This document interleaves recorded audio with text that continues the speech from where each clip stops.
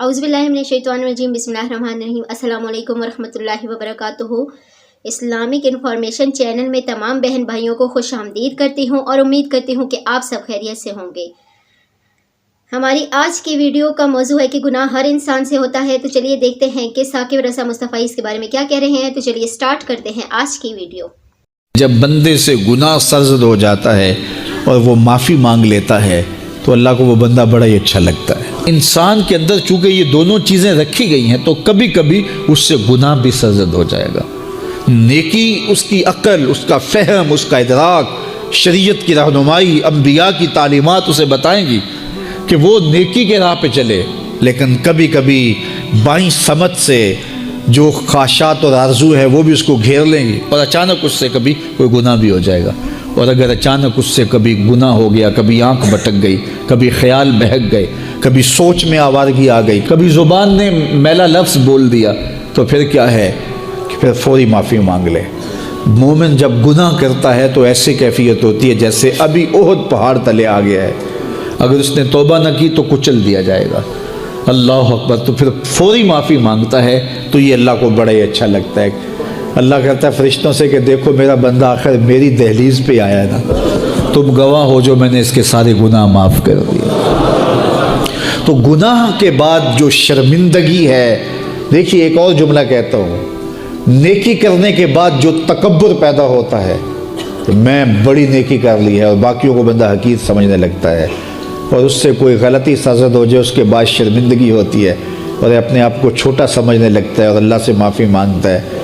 तो उस नेकी करने के बाद वो जो आपके अंदर तकब्बुर और रौनत और उजब पैदा हुआ, उससे कहीं बेहतर है कि आपसे अगर कोई ख़ता सरज़द हुई थी तो उससे आपके अंदर इज्जत और तौबा का जज्बा पैदा हुआ। और अल्लाह को ये बड़ा पसंद है कि कोई बंदा, चूँकि मुमकिन ही नहीं है कि जब इंसान है उसके अंदर ये ख्वाहिशात रखी हैं तो कभी उससे, ये अम्बिया की ज़वात हैं जो पाक हैं, बाकी कभी कुछ ख़ता सरज़द हो जाएगी, उससे माज़रत कर ले। तो आपने नाम सुना होगा अय्यास का। महमूद गज़नवी का बड़ा महबूब वज़ीर था और बहुत ज़्यादा बादशाह इससे मोहब्बत करता था, तो आयान सल्तनत जलते थे। तो बादशाह गाहे गाहे कोई ऐसा मंज़र उनको दिखलाता कि इससे मैं ख़ास प्यार क्यों करता हूँ। एक दिन बादशाह के हाथ में मोतियों की भरी डबिया थी और महल के अंदर ये एक हौज़ था, तालाब था, तो उसके अंदर उसने वो सारे मोती फेंक दिए। शफाफ पानी और नीचे फ़र्श पे पड़े हुए मोती नज़र आ रहे हैं। तो उसने एक एक वज़ीर को कहा कि ये मोती निकाल के लाओ और सुनो, अपना लिबास और अपना बदन नहीं भीगने देना। तो सब ने कहा ये कैसे होगा कि मोती भी तह से निकाल के लाएं और बदन भी और कपड़े भी ना भीगें। तो दूसरे को कहा, उसने भी कहा हज़रत ये कैसे होगा, ये शर्त हटाएं तो फिर मैं निकाल के लाऊं। जब बात आई अय्याज़ की तो अय्याज़ ने फ़ौरन छलांग लगा दी, मोती पकड़े, ढूंढे, हथेली में लिए और कांपते हुए बदन के साथ बादशाह के सामने पेश हुआ। हुजूर ये ले लीजिए। बादशाह गुस्से में था कि मैंने कहा था लिबास और कपड़े भीगने नहीं चाहिए, तेरे बदन से पानी नुचड़ रहा है, तेरे लिबास से पानी नुचड़ रहा है, ये क्या। तो अय्याज़ ने हाथ बांध के कहा, बादशाह सलामत, आपके दो हुक्म थे। एक हुक्म ये था कि मोती निकाल के लाने हैं, दूसरा हुक्म ये था कि कपड़े और बदन भीगना नहीं चाहिए। एक काम मैंने कर दिया है, दूसरी गलती हो गई है, माफ़ी चाहता हूँ। तो कहा वज़ीरों ये है खूबी इसकी, तुमने कहा हम कैसे निकाल के लाएं, इस तालाब में उतरेंगे तो बदन तो भीगेगा ही भीगेगा।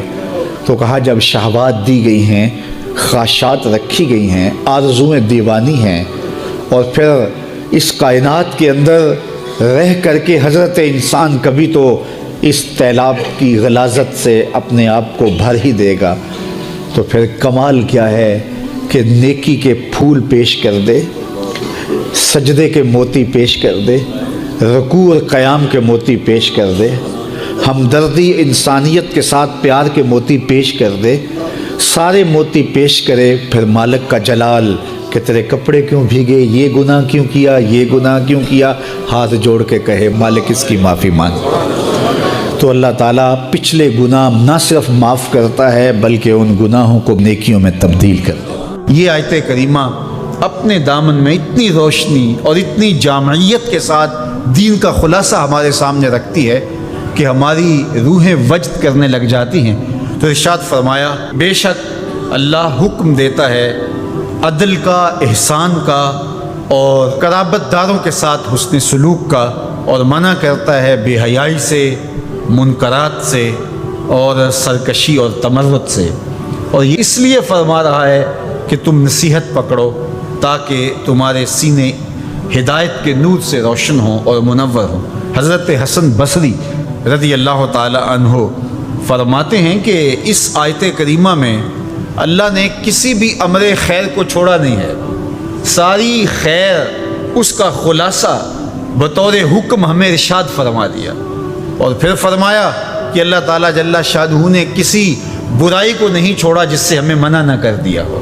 ابن عاشور نے لکھا ہے کہ جتنے بھی مفاسد ہیں، جتنے بھی گناہ ہیں، ان گناہ کی جڑ یہ تین چیزیں ہیں: بے حیائی، منکر اور باغی۔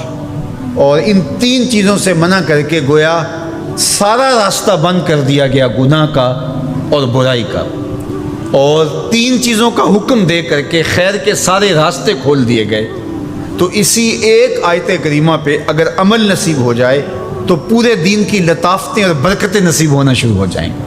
تو تین چیزوں کا حکم دیا کرنے کا، ان اللہ یامر بالعدل۔ پیارے پیارے حاضرین و ناظرین، یہ تھی آج کی ویڈیو۔ امید کرتی ہوں کہ آج کی ویڈیو آپ کو بے حد پسند آئی ہوگی۔